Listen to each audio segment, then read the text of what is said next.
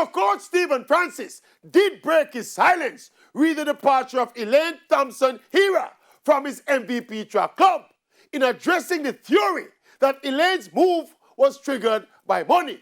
Frano beat round the bush a little bit before basically admitting that when athletes make these kinds of moves, it is generally about money.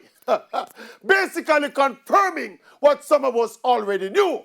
Although Frano did kind of nudge back at Elaine, saying those moves don't always work out for these athletes.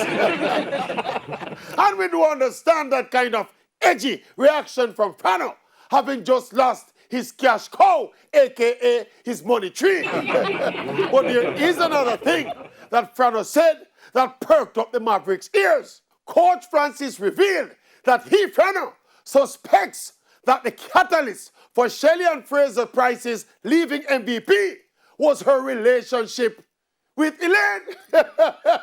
That is one for the archives. Shelly leaving MVP was not about money, but about woman-to-woman dislike and vexation, as was still evident by what happened after the 100 meters final at the Olympics.